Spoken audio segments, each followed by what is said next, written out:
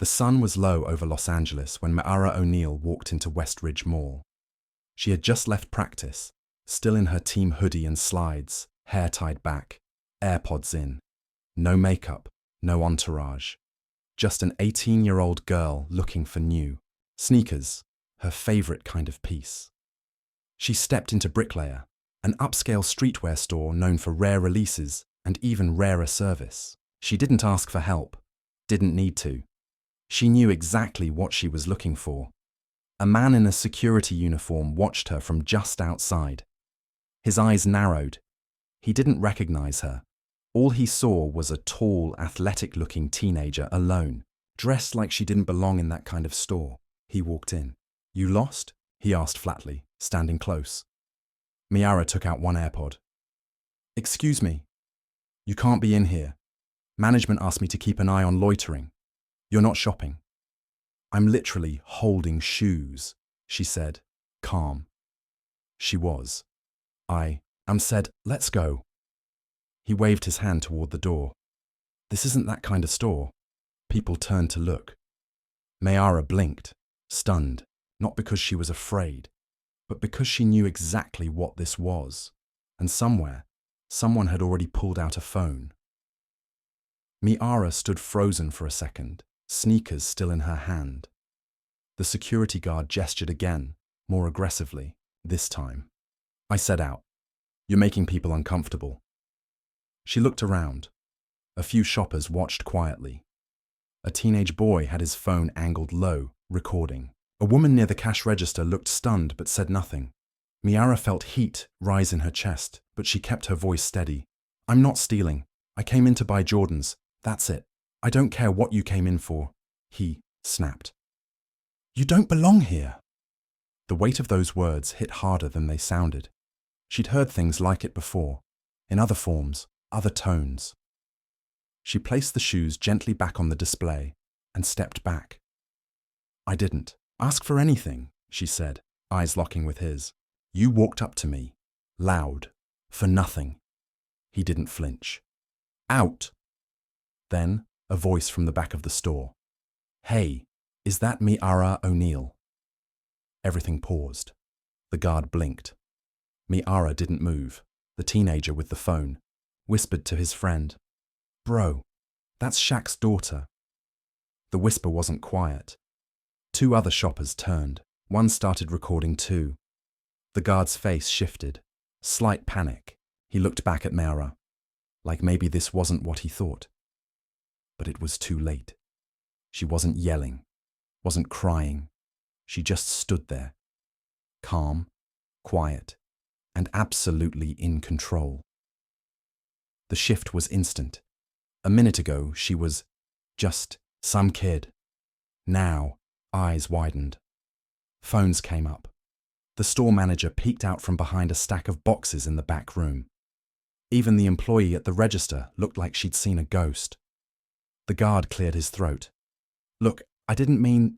Ma'ara raised a hand, calm, controlled. "Don't walk it back now." Her voice wasn't loud. It didn't need to be. Everyone was already listening.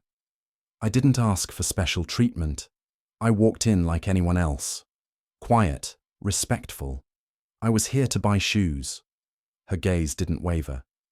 "You decided I didn't belong the second you saw me." The silence in the store was deafening. The teenage boy filming whispered, "She's handling this way better than I would." The girl next to him nodded. "She's a savage, but like the peaceful kind." The manager finally stepped forward, face pale. "Miss O'Neal, I sincerely apologize. If I had known..." Ma'ara turned slowly toward him. "That's the point. You didn't know. And look how I was treated." The guard tried to speak again. She cut him off without raising her voice. "I don't need you to say sorry because of who my dad is. I need you to think twice about who you judge before you even ask a name." And with that, she turned toward the door. The manager called after her, "Please, let us make it right." But she didn't stop, because in that moment walking away said more than staying ever could. By the time Ma'ara stepped outside the store, her name was already trending in 2 group chats, 3 TikToks, and 1 sneaker forum. The original video, shaky, vertical, 15 seconds, had captured everything. The moment the guard told her to leave, the disbelief on her face, and the silence that followed when someone recognized her. She pulled her hood up, slipped in her AirPods, and kept walking through the mall like nothing happened. People watched her go, whispering, not because she was famous, but because she didn't explode. She held her power.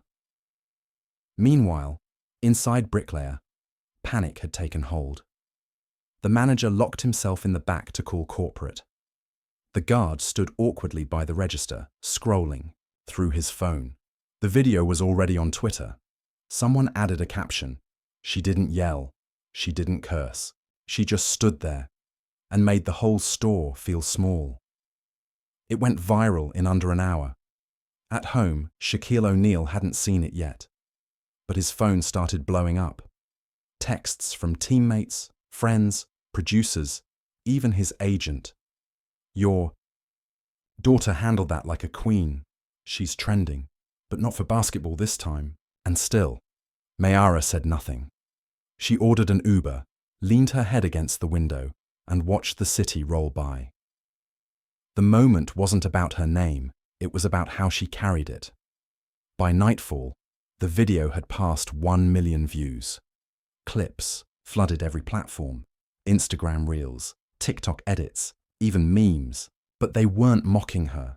They were praising her for her silence, for her control, for standing her ground without ever raising her voice. The hashtag #Mayara did nothing wrong trended on Twitter. So did hashtag she belonged. There. Brands took notice. One major sneaker label reposted the clip with the caption, "Dignity, strength, grace." Bricklayer, the store at the center of it all, posted a bland apology graphic. "We are reviewing the situation internally and deeply regret any misunderstanding." The comment section erupted. That wasn't a misunderstanding, that was discrimination. Own it! Don't hide behind PR language.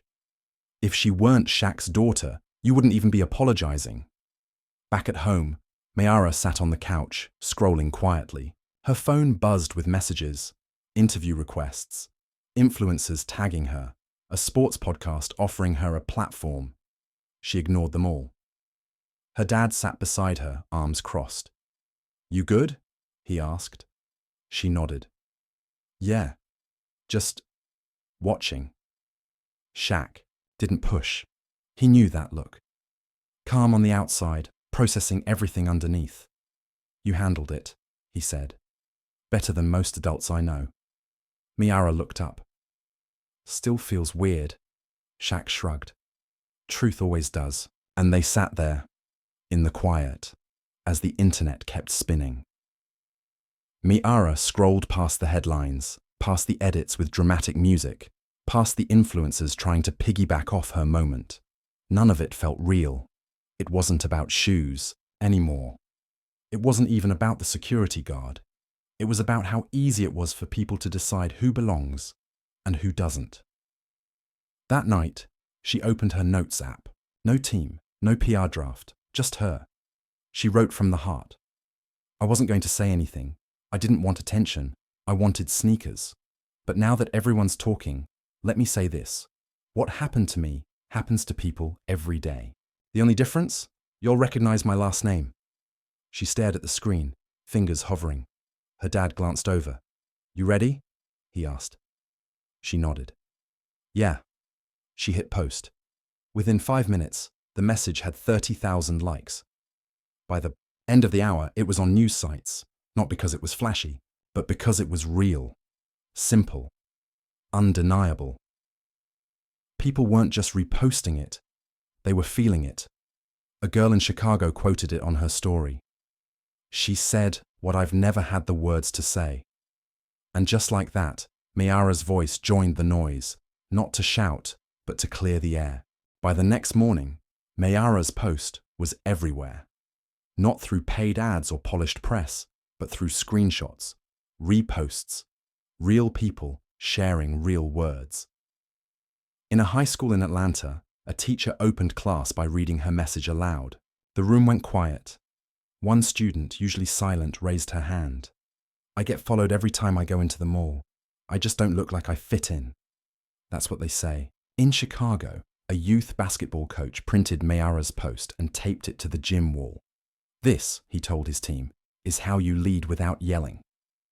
She had struck something deeper than viral fame, something personal. Meanwhile, Bricklayer tried to do damage control. The guard was suspended, then quietly fired. The brand posted a second apology. Longer, more honest, clearly written by someone who finally got it. But public trust, that wouldn't come back so fast. Mayara, back to her usual rhythm, trained in the morning, shot free throws in silence, replied to no one. She didn't chase the moment, but the moment followed her. Outside her gym, a girl waited with a small note folded in half. She didn't ask for a selfie. She just handed Mayara the paper and said, "Thank you." Inside, "You made me feel like I belonged somewhere." Mayara folded it slowly, held it tight. It was just paper, but it felt heavier than any trophy. It had been 3 days since the incident, and Mayara still hadn't returned to the mall. Not because she was afraid, but because she didn't want the moment to become her identity. She was an athlete, a student, a daughter, not a symbol, not a headline. But everywhere she went, the ripple followed her. In practice, teammates pulled her aside and quietly said thank you. Coaches nodded with new respect. Even people who'd never spoken to her before found the courage to say, "I saw your post. It hit me." She smiled, thanked them, but stayed quiet. Let the moment breathe. Then the call came. A non-profit working with inner-city schools invited her to speak. Not at a fundraiser, not on a panel, just to talk. To a room full of girls, girls who didn't have famous last names, girls who knew exactly what it felt like to be watched too closely, judged too quickly, dismissed before speaking. Mayara hesitated, not because she didn't care, but because she wasn't sure if she could carry that weight. "What if I say the wrong thing?" she asked her dad. Shaq leaned forward. "Then you say the real thing." And that stayed with her. So the next day, she walked into a school gym, no cameras, no media, just bleachers, folding chairs, and 30 girls waiting to see if she was really who they thought she was. She was. Mayara didn't read a speech. She didn't need to. She sat on the edge of the stage and said, "I'm not here because I'm famous. I'm here because somebody looked at me and decided I didn't belong. But I do. And so do you." For a second, no one moved. Then the clapping came. Soft at first, then louder. Not for the name, but for the truth. A week had passed. The mall incident had faded from headlines, replaced by the next trending story. But for Mayara, it wasn't over. Not because she held a grudge, but because something was still unfinished. She decided to go back. Same mall, same store, not to buy shoes, not to prove a point, but to close the loop. She walked in quietly, same hoodie, same calm. This time, people recognized her. Some nodded, respectfully. Others kept their distance.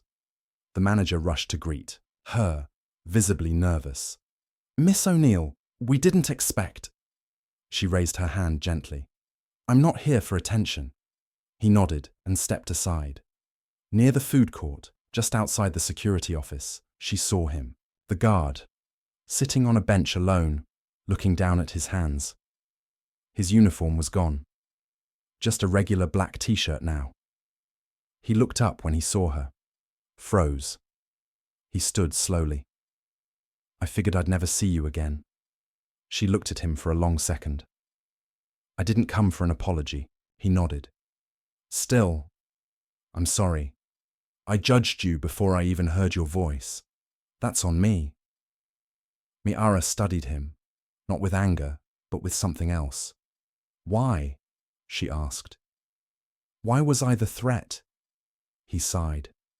"Because I've been trained to watch for trouble. And the truth is, Sometimes the training teaches the wrong things. She nodded slowly. You don't get to take that moment back, but you can decide what you do with it now. He looked down again.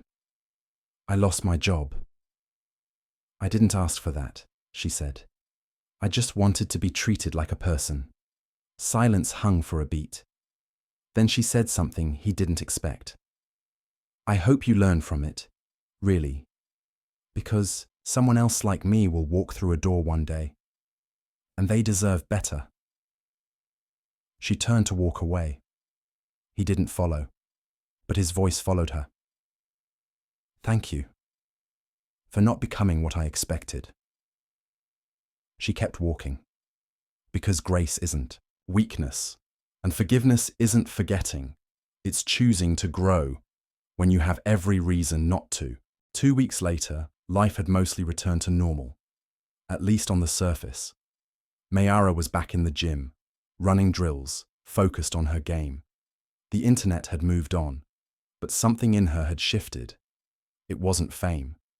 That came and went. It wasn't the interviews she turned down, or the brand offers she ignored.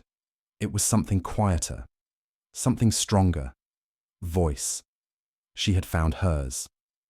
At a school gym in a rougher part of LA, a girls' basketball team warmed up before practice. The coach gathered them mid-court and pulled out his phone. You all remember the story about that girl in the mall? He asked. The girls nodded. She just donated brand new gear to our team. Didn't post about it. Didn't make a big deal. One girl raised her hand. Was it Shaq's daughter? The coach smiled. No, it was Mayara, because that was the point all along. She wasn't just someone's daughter. She was someone. Someone who took humiliation and turned it into humility. Who could have responded with anger, but chose purpose. Back at home, Mayara sat on the porch, legs stretched out, headphones in, blocking out the noise of the world. Her dad walked out, holding 2 waters. He handed her one. You good? She nodded. Better than good. He leaned on the rail beside her. You know what I loved most about how you handled it? What? You didn't make it about the name I gave you, she smiled. That's because I'm building my own. And in that quiet, under the Los Angeles sun, a girl who had been told she didn't belong realized she didn't just belong. She led without yelling, without titles, without needing to prove anything, just by walking through the fire and not becoming the smoke.